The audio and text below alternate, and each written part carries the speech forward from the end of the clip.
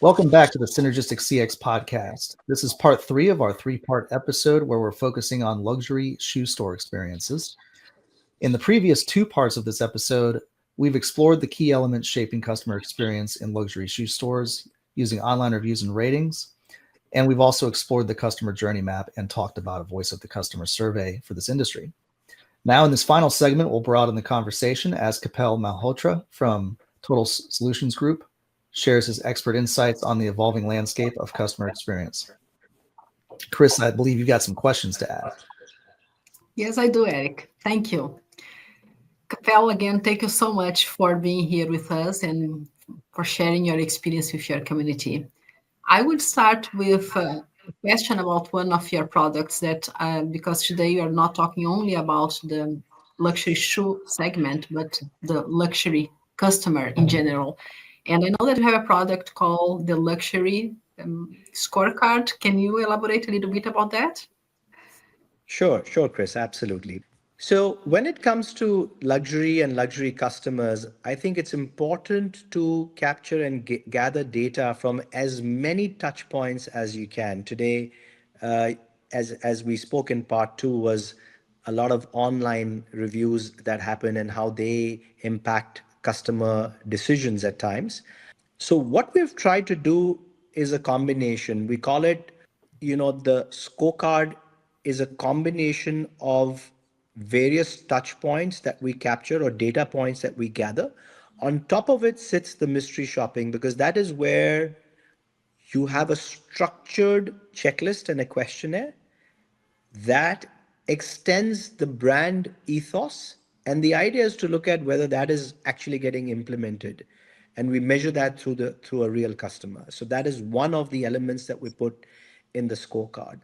So having the mystery shopping score, along with that is where we add the voice of the customer surveys, where it's important to gather a larger set of customer data in terms of the post-purchase experience as well. And what we've also seen is important to get first-party customer data of non-purchasing customer. Now that's a very tricky part. How do you get data of a non-purchasing customer? Imagine if there's a way to do that, and if you're able to include them into the VOC, so you would know reasons of why they have not bought the product. And sometimes could be color, size, fit, and multiple things. And that is where the omni-channel opportunity got discovered and now today is being used widely. Another scorecard element is what we look at is the focus group discussions. We believe that running FGDs with the right moderator, putting leading questions, having a freewheeling discussion brings about some very interesting points. I remember we did one with a cinema player, and everyone knows in cinemas how they make money. It's not only the movies, it's on the food and beverage, on the concessionaires. And one of the things that we did when we pulled in a bunch of customers that what type of food would you like to have at a cinema? And you can imagine the answers that you were getting. Like in India, they were talking about butter chicken and the dal makhnis and all of that. Imagine people talking about steaks and all of that in different parts of the globe. But what people were hinting was to have a proper meal, right? And what they meant was that whenever they plan a movie, it's linked to a meal. So it's lunch movie or movie dinner or something like that. So having focus groups are important, and we help this client kind of create options on finger food or stuff like that, where customers talked about having a non-spillable meal where they can just dig into. And you normally saw people buying it right in the beginning of the movie. So focus groups becomes another scorecard. It gives some important data points. The total vision gives another important parameter of what's happening throughout the month. So that becomes a part of that. And what we call is the cloud score with a K, which is your social online reputation. That also becomes a part of your scorecard. And one of the most important elements that we believe has the highest weightage along with our mystery shopping experience today has become the competition benchmarking. So we call this concept known as a blind mystery shopping concept, where I tell Chris as a shopper to go to 5 different brands, right? She's not aware which is the brand that has got this study initiated. And after she goes to those five different brands, we ask her to rate and rank which is the number one, which is the number five, and why. And if she would recommend the brand to her family and friends, and if she would want to buy something for herself, which one would it be? So, this combination makes a very interesting scorecard. And you can imagine if I put one of them in front of you, it's not just an encyclopedia, but it gives you very strong reasons and key drivers to that as well. Yeah, that's really interesting, Kapel. And going back to your comments about the focus groups on the cinemas, it's amazing how companies can exceed expectations and create a better offer with a higher ticket. Here in Lisbon, as there are in many other cities, we have the VIP experience where you can have champagne and a full meal during your movies, and people are happy to pay for that because it's not a matter of the cost, but the experience. Yeah. Capel, you shared with us an interesting case study with several examples of how Total Solutions Group works with luxury brands. And we'll publish that in our magazine this month, which, by the way, for those of you listening or watching, you can download that for free from our website, cx-channel.com. We just spoke about creating a voice of the customer program, which can help to measure CX, but of course, there's other methodologies like online reviews and ratings, which we've talked about heavily, and also mystery shopping and audits. Can you share with our audience about your total vision program that you use and how your luxury CX scorecard works? Sure.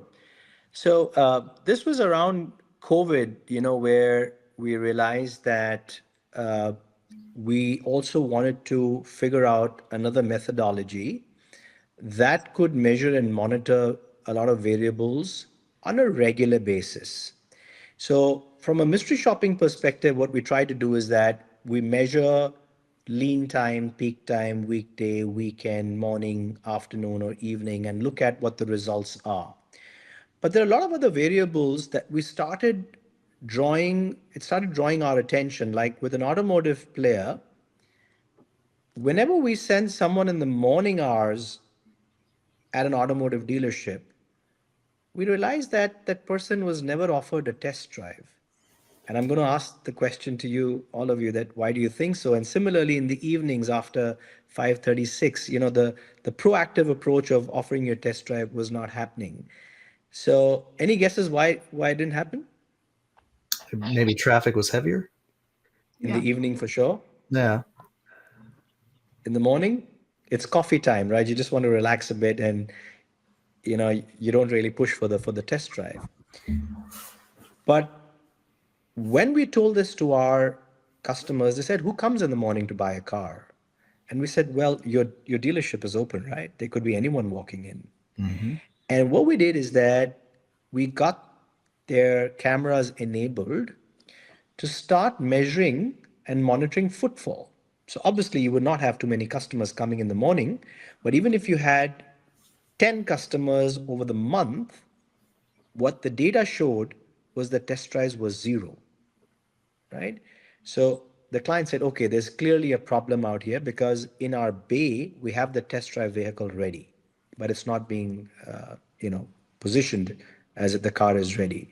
So one of the things that we did with this client was to put a tent card at the reception desk that says, if you're not offered your test drive, come and claim your free gift. And what we used to give was a keychain. But imagine every customer, even if they would come and ask for the free gift, right? But interestingly, what started happening, the camera technology that we have, which is AI driven, does something known as activity recognition. So, what activity recognition it does is that your existing CCTV cameras in place, our AI sits on it, does activity recognition. Now, what all does it recognize? What time does the store open? Before opening, were the preps done? Were the computers, the POS machine, the cleaning, the hygiene, were all of those things done so that you're ready when a customer walks in? Similarly, imagine when you're closing the day. There's certain things in the SOP that you need to do. Now, when all those things are done in place, it's like a buffet table, well organized. The kitchen is already stocked and they're ready to serve, right? So the total vision becomes the ears and eyes on certain variables, which the mystery shopping auditor or customer or the shopper does not really need to do, because those are basic hygiene parameters that get you ready for the day. And then the mystery shopper comes in to look at conversations, look at rapport building, look at product knowledge, look at communication, look at the other things as well. So what we've been able to do is to tie up total vision and mystery shopping, our mystery shopping, and we call it mystery shopping plus. And the results have been interesting. So what it's also able to do, Erik, Emil, and Chris, look at it this way, that it's looking at footfalls versus conversion. So it's looking at 100 customers at a particular store and 20 have gone out with a bag. So it's showing data that 80 people have not bought. Now that's very critical information, because you'd always have information of 20 buying, but you would not have information of 80 not buying, right? Mhm. So having that in place becomes very, very critical. But further, when you do the drill down, as Emil, you spoke about in the VOC, where you deep dive further, what we realized is that when Kapel was at the store as a store manager, his conversion rates were very poor, versus Chris, who had 40 customers, she converted 18. Couple had 60 customers, he converted 2. So the dwell time is what we're also looking at. So now that the camera technology and the number of data points that we have, the accuracy has become higher. And there's a lot of back of the house stuff that we're also doing in restaurants and all, the kitchen preparation, hygiene, and a lot of other variables. So it's very interesting. And our clients now use this as a combo. So they don't choose Total Vision or our mystery shopping service. It's being used as a combo. Mhm. And the interesting thing is that now that we have this as a tool, we believe we have an edge in the market where we're not talking price anymore with our clients. Yeah, you're really hitting the value there, and the beautiful thing there is that is, what the podcast is actually named after is what we call synergistic CX. So you have the mystery shopping component, which covers that in-person interaction that the customer experiences, but then what you're talking about with that back house monitoring with the cameras and AI processing and so forth is sort of an automated internal audit, and it those are two different CX methodologies. The key four that we have that we discuss here are online reviews and ratings, which we've talked about, voice of the customer surveys, which we've talked about, and now Yep. you've got mystery shops and internal audits, which is really the last piece of the puzzle, and that's fantastic. I think there's. How long have you been offering that type of a combo? So we never thought that it would ever be a combo. We just thought that maybe it's going to compete with our mystery shopping, because it's also the eyes that you have on the ground, right? We thought that it might eat out into our business, but then we realized that cameras have only that much to do. It can only do certain things, Mm-hmm. and that is where the combo came in. So I would say the last 2 years have been very interesting from the combo piece. And whenever we pitch our client, we tell them everyone knows what mystery shopping is, so we don't really need to explain that. But the moment we bring in the value of total vision and the case studies that we have, and we have international clients, it's a kosher technology, GDPR compliant. We have one of the largest food and beverage fast food retailers globally that is using it. And and again, we love working with progressive organizations, and they always challenge us to bring a little more. And they said, hang on, you're figuring out things through the camera. We have people who are watching the camera, so what's different out here? And we said, no, hang on, you can't have people looking at the camera throughout the day. There's human fatigue. You don't really Are you not able to capture thing at the go? And they said, no, while you're doing it, what happens next?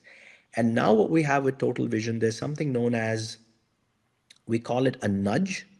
So what it does is that, imagine you going to a fast food restaurant, uh, let's say at 4 o'clock in the afternoon, and imagine a bunch of kids who have finished the football game, 20 of them arriving at the same time. Now, this is not lunchtime, it's not breakfast time, it's not dinner time, right? Out of all the tills that are going to be there, or the stations that are going to be there, then all of them are not going to be open because it's a low customer time, right? But fast food is where anyone walks in anytime. What the camera does is that it nudges people who are at various parts of the store, someone in the doing the inventory check, someone doing some other training stuff or whether nudges them that we have people coming in, open the tills. So it's like a real-time manager that is nudging people. Imagine a little bit of a smoke getting, you know, built up and there's a fire hazard that's coming up. The camera will detect it, right? And nudge the fire safety person or someone in the ops team to quickly look at that. So like that, there are a lot of variables that we have. If the queue length is becoming too much, it will start nudging people in the store. So now it's becoming like a intelligence system where the camera is not only capturing and you're doing a post-mortem if something went wrong, let us go into the footage. This is prompting, nudging, and raising tickets at the same time. Mhm. So this combination, we believe, is very interesting. We're still experimenting with different clients, but there's value to be seen here. So, Absolutely. what you're saying, it goes directly into what you are talking before about the role of data-driven decision making in customer experience. And for this particular segment, the luxury customers, I know it's very hard sometimes to reach out and get information from them. So, I was wondering if you could share, based on your experience, what are the biggest challenges that companies face when implementing a data-driven approach to customer experience, particularly in these shoe luxury brands. So I think when it comes to a data-driven approach in the luxury segment, there are a few challenges. First of all, the fragmentation of customer data. You have a CRM, you have some other data points, you have some online data sets to talk about. Uh, and the data is not very large. You know, it's a small set of data. So putting all of that together and trying to make sense out of it, I think is a very, very tough task when it comes to luxury. I think that's number one. Number two, a lot of luxury customers tend not to share too much data, right? So if you go to any of the retailer, they'll ask you for your email address, your mobile number. Luxury customers tend not to give too much information. So then you are getting tied down by not having the correct information. Um, the question is that how do you manage that or how do you address that is something that I believe is a bit of a challenge.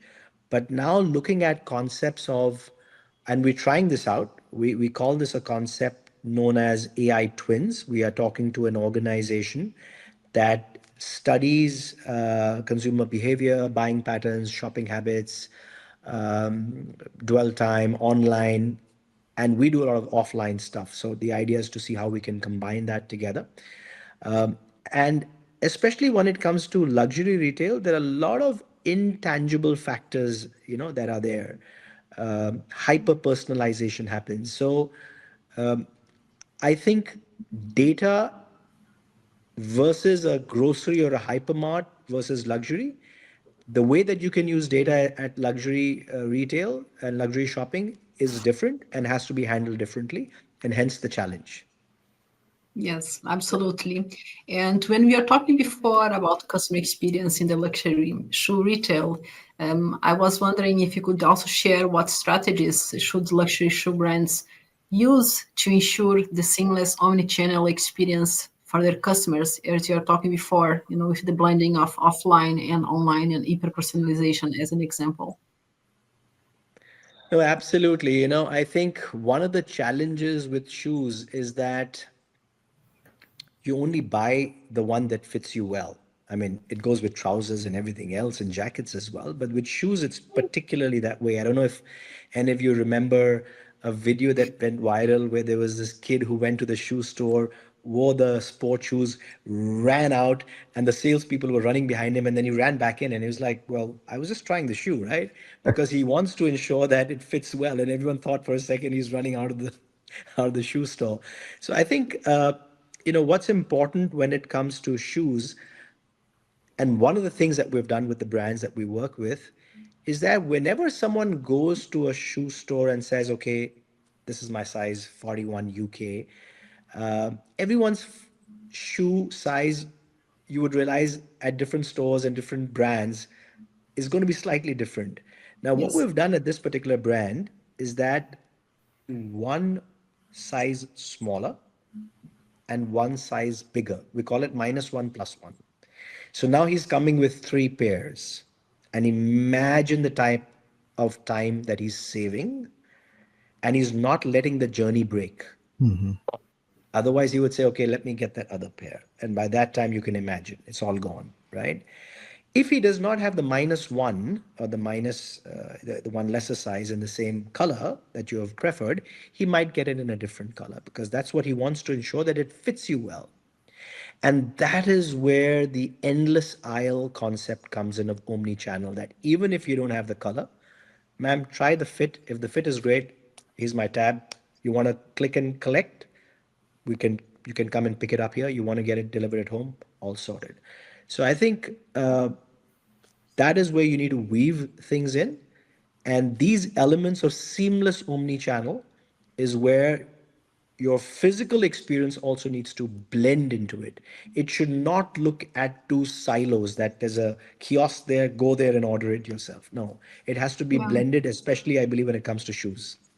Yeah, and that would be my next question exactly. What are the most common pitfalls that luxury brands make in customer experience and how they could be avoided? So I think most of the biggest pitfalls that I see is where the brand or the salesperson is not trying to understand the customer, is not listening to the customer very well. They're going with their script, they're going with their SOP, right? They're just following that. So I think whenever a luxury customer comes into a store, it's very important to understand why is the person there? What's the reason behind it? Is it an occasion? Is it a job promotion? Is it a gifting idea or something or the other? So I think that hyper personalization is required because this person is willing to make that spend. So I think the pitfall that happens is that you're not ready to build that rapport, not ready to listen to that customer, and you following your script. I think that's something that I believe sometimes kind of goes wrong.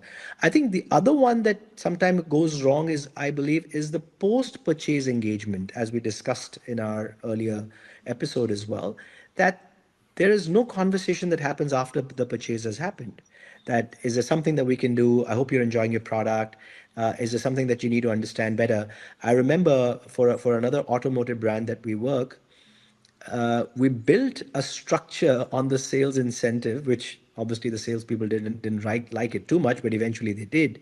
So what we did is that if 100 is your incentive when you sell a car, we broke it into three parts.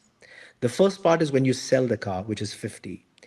The other 50 is broken into two parts. So the first part is given to you after you contact the customer within 2 weeks of the person buying the car, where you need to contact the customer. So let's say if Erik is my customer, I need to say, hey, Erik, how are you doing? You remember me? I sold you the car. If you don't mind, can I come and visit you and spend half an hour with you while you're driving the car? Because I'd like to look at how are you using the features that the car has, right? So although you've upgraded from a 5 series to a 7 or from a E class to an S class, but your mind is still working the way that it was. So you're not using the gesture control to answer calls, you're not using the other features. So now what this person does, he observes you drive for the next 15-20 minutes and he says, oh my God, you're not even using the bells and whistles that are there. And then he changes and comes into the driver mode himself. And then he drives and he shows how do you actually use these features. And imagine what happens to the customer. All of a sudden he's like, wow, They've got a new car again. I Yeah. got a new car. I didn't know the instruction manual didn't have this. Well, it did, but you know what? That's not the way you learn how to use a product, right?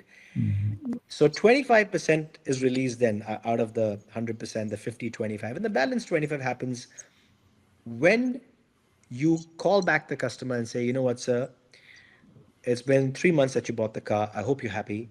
Your first free service is due. Can I send someone to pick the car? Can I come and meet you? Now imagine after 3 months, I have the authority as a sales consultant to tell Erik that, Erik, I hope you're very happy with your new car. Would you mind to give me a couple of references as well? Because I haven't dropped the relationship post I've sold the car. It's continuing and it's genuine now. You're really feeling the difference. So I think the post purchase engagement in luxury is a major pitfall because you think this guy is never going to come back, or at least for the next couple of years. I think that needs to be sorted. Other challenges like poor inventory, size management, because of luxury, you can't have all of that together. And then treating e-commerce as a secondary channel. Again, the blending is not happening today. A lot of people know that e-commerce is not selling the freshest stock. You need to go to the store. So somewhere I would still say that, you know, the weaving needs to happen a little more. Luxury has not got it cent percent. The other, industries or other type of segments, uh, it's blended well because of the nature of it. But I think there's more to be done here. Yeah, that's really interesting because when you said about the e-commerce, one of the largest platforms for luxury brands was Portuguese unicorn called Farfetch that were in big trouble last year. They are almost closed. And I was wondering exactly what is your opinion, your views on that in terms of what is the impact of e-commerce in the luxury retail? It's a very interesting mix. Some people, like a lot of people, say that we order through e-commerce because we can return it back and we pick up the one that we really want, or we can experiment and we can do all of that. So there's a factor known as convenience, right? Which is great, right? I think it's a great service to have. However, when you really want to indulge yourself, because luxury is, as I said in my earlier comments, is an immersive experience, right? I remember buying a watch recently, and I'm a James Bond fan. There was this 60th edition of the one of the watchmakers that came up, and I had to go to a store because I wanted to see the James Bond dial at the background, and I wanted the salesperson to show it to me in the way that I was like, wow, you're like, it's fantastic. And then next time when you go back, when Use you your show the same hands. watch, yeah, and you exactly, and then you want to look at the next watch. So for me, and I think a lot of customers, it has to be a personal experience, and that's why brick and mortar retail will never go out of fashion.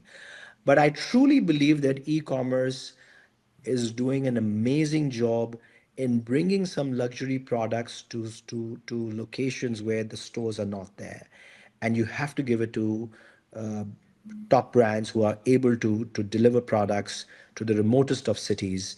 I remember when I was young, we had to travel internationally here and there to buy a lot of things. Now we have it at our doorstep. So I would call brick and mortar e-commerce two sides of the coin. They coexist, and you need to make them really coexist. Yeah, and that is the beauty of market research, understanding your customers and why they are looking for this particular point of sales or this channel, or why they are looking for a more personalized experience face to face. And you can learn a lot about the needs of customers with that. And it's the same thing. And I like to ask this with for all our guests because there are many variations. Although we are a global commerce, we always have something that's particular to the market. And I was wondering if you could share with our audience what cultural factors should international luxury brands consider when entering the Indian market. If someone else wants to take it, or let me start with it because I'm here in India. It's very interesting. I would say I remember working with this international luxury brand, and when I was sitting with the CEO, we were sitting maybe in the middle of the year, around June last year, and he said, "Kapil, our chairman from France is visiting us next month, and there's a lot of us, a lot of work to do. We're under tremendous pressure." I said, "Well, what, aren't sales happening?" He said, "No, we sold our year's target in the first 6 months." I said, "What does that mean?" And they said, "That means we anticipated our sales to be, for example, 100, and we sold that in the first 6 months." So I was like, "Did you guys under maybe you were not sure what the numbers would be and you were a little conservative. He said, no, we actually, knowing the Indian markets and the propensity and the aspirational class that India has, we actually thought it'd be 75, but we made it 100. Now we don't know where all these customers came from. And now the chairman is saying is that, how do you want me to ship you more products from other countries that we're going to ship? So India is a combination of many, many cities and countries all put together. It's going to surprise you every time. So international brands will have to do a little more research. They should be talking to people like us even more. Uh, they should definitely be looking at, I would say, not only the tier one cities, which are the top Delhi, Bangalore's, and Mumbai's, but they should be looking at tier two cities where a lot of aspiration is there, a lot of money is there, and people have more time. So since they have more time, they want to buy more products and enjoy them as well. Um, and Yeah, and I think one of the things I should maybe also add here is the combination of e-commerce, brick and mortar, and try at home. So we're helping a luxury suit maker who comes to your office or home to showcase the product. And how we got the idea was not, it was our idea. We realized this when we saw lab grown diamonds being sold in India and they became a big hit. But no one wanted to buy a lab grown diamond in a store because they didn't want to be seen as Oh, buying a cheaper product. But the moment you would bring that home, a 4 carat, a 5 carat, or an 8 carat, at home, the ladies were bringing in all their friends and all of them were buying lab grown diamonds and they were happy to do that, right? And that is where we kind of picked that idea that why can't we have bespoke, made to measure suits, expensive Italian, other brands to come and do it at home or at your office. So that's another combination in India that seems to be working well. I'm Mhm. sure there are many more ideas that are there.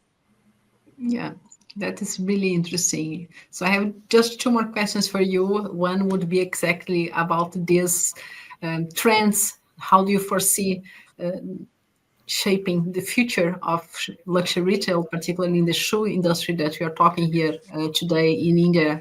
And I know that you also have operations abroad for the next few years.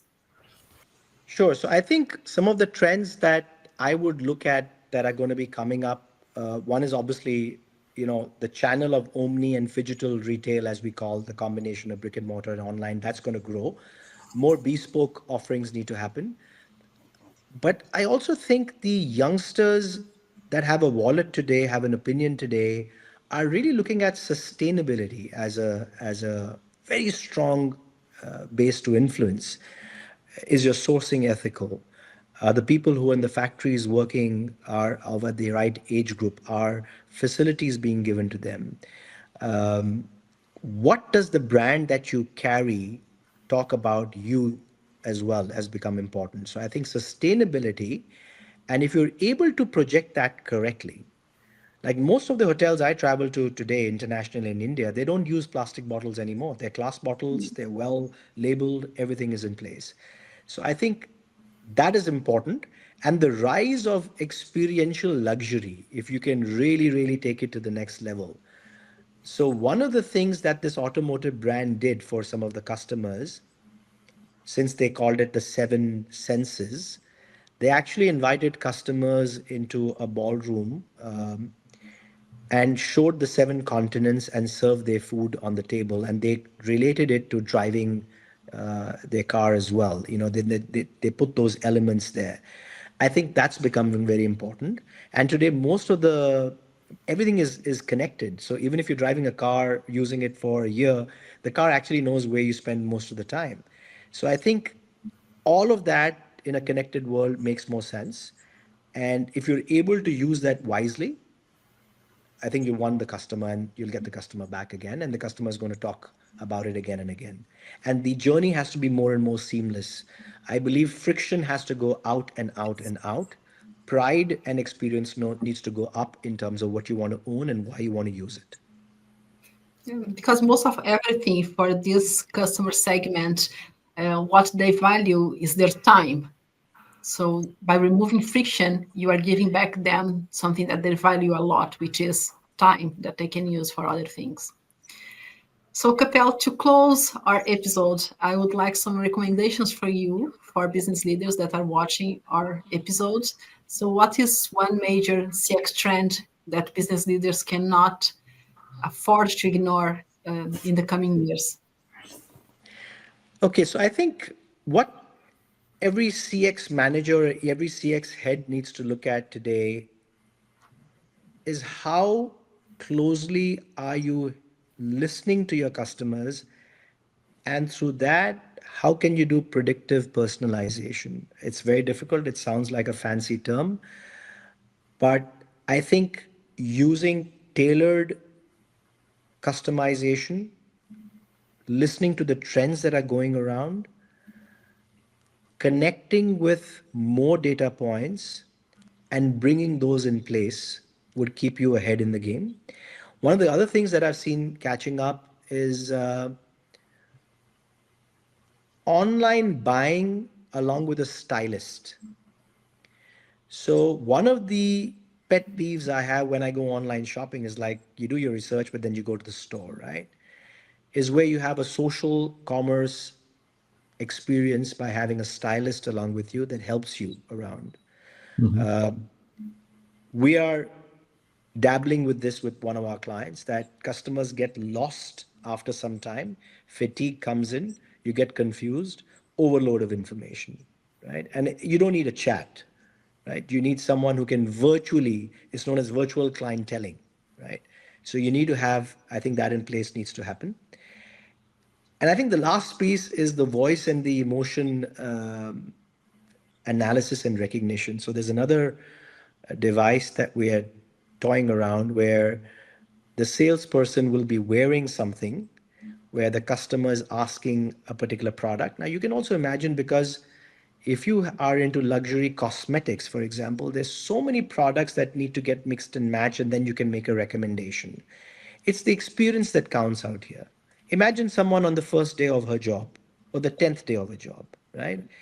If the voice and the emotion is being understood, and if there is something that prompts the person on the go by picking up the internal Wikipedia of the client to prompt the right answer, I think that is something that could be interesting. How can you pull it off is a different question altogether. But you can't have experienced salesperson in every store at the same level. So you need to use more technology, and it needs to be done less intrusively and more predictably and accurate. So I believe there's going to be a plethora of AI driven stuff that's going to come, like what we're doing at Total Vision. Also, what we're trying to do now, one of the things with the Ray-Ban Meta glasses that we have, once we have the permissions from our clients and we've trying it, is that the customer actually walks in, does the entire experience, doesn't have to fill the report. Everything is being captured, annotated, being filled up, the way the person is viewing it. Now imagine the time and effort it's going to save. How much will that be possible to be done in how much time is a question mark. Is it something that we can think about today? The answer is yes. So these are things that I would say that let's not block ourselves. The world has taught us many things over many centuries that let's try more. We'll make our mistakes, but you can't take away customer experience from anything. Yeah, that's really interesting, Kapel. And before I close this and pass to Erik, can I just ask you, please, to share a little bit about the client that you were so kind to facilitate the conversation with us, that will have the business perspective in the magazine? Sure, absolutely, absolutely. So this is a brand where the owner has become a dear friend now because of the common interests that we have, the passion that we have towards customer experience, and he's always pushing himself uh, to do more, to understand more. This is a brand by the name Rosso Brunello. It's a footwear brand in India. And this brand is now moving internationally as well. And I thank Sahil to be a part of this magazine as well for giving his inputs. And it's exciting to get the insights that they've shared as well. So thank you very much, Sahil and team. Thank you so much, Kapel. We are looking forward to release the magazine with that interview from the client perspective. And thank you again for sharing all your insights with your community. Thank you very much for having me. I really enjoyed the first two episodes in terms of what you presented. Thanks for showcasing all the insights. I think the highlight for me was the standard deviation graph where the circles were bigger and smaller as per those elements. It still is fresh in my mind. And Emil, truly appreciate your time. Erik, thank you so much for being today on the call as well. And looking forward to seeing you guys very soon. Thank you. Indeed. Thank you very much. Absolutely. Kapel, before we close things out, what's the best way for someone to reach you or contact Total Solutions Group if they'd like to talk with you in more detail? Sure. So my email address is kapel.malhotra, kapel.malhotra at totalsolutions.in. I'm on LinkedIn. DM me. Always available. You'll get an answer in 24 hours. I promise that. Awesome. Thank you so much.